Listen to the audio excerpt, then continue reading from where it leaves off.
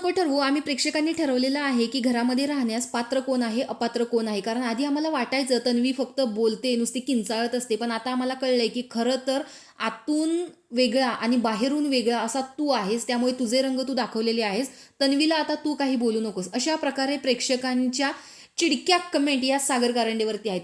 चला तर बघूयात मग नक्की टास्क काय आहे आणि कोणी कोणाला अपात्र केलेलं आहे. तर या टास्कमध्ये बिग बॉसनी एक कलर दिलेला आहे, लाल कलर, आणि एक ब्रश आहे. जो सदस्य अपात्र आहे या घरामध्ये राहण्यासाठी त्याच्या चेहऱ्यावरती क्रॉस करायचा आहे आणि तो सदस्य का अपात्र आहे घरामध्ये राहण्यासाठी तो परफेक्ट रिझन बिग बॉसना द्यायचा आहे.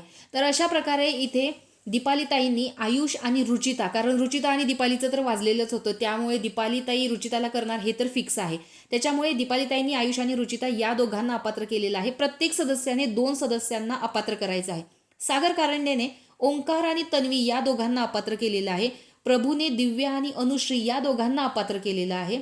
आता प्रभूचं तर बरोबर आहे, कारण दिव्याने त्याला नॉमिनेट केलेलं होतं, त्यामुळे तो आता इथे खुन्नस काढणार.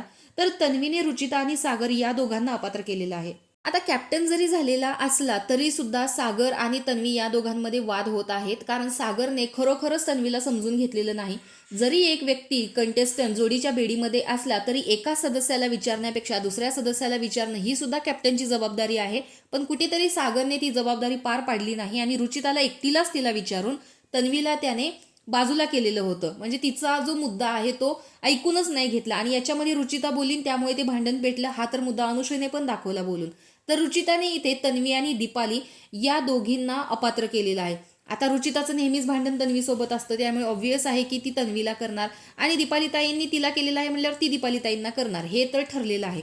तर सागर कारंडेचं असं म्हणणं आहे की मी दुसरा सदस्य म्हणून इथे तन्वीला घेतोय. तर तन्वी त्याच्यावरती ऑब्जेक्शन देते की सागर कारंडेचे दाखवायचे दात वेगळे आहेत, खायचे दात वेगळे आहेत, तो मागे एक बोलतो पुढे एक करतो. तर अशा प्रकारे खरंच सागर कारंडे, कारण आपण सुद्धा प्रोमो बघत असतो, काही एपिसोड बघत असतो, त्याच्यामध्ये आपल्याला सुद्धा सरळ कळतं की हा कसा बोलतो इकडे जाऊन आणि तिकडे जाऊन. तर अशा पद्धतीचा सागर कारंडेचा खेळ आहे. तर तुम्हाला अपात्र सदस्य नक्की कोण आहेत हे वाटतं हे कमेंट बॉक्समध्ये सांगा. तोपर्यंत बाय.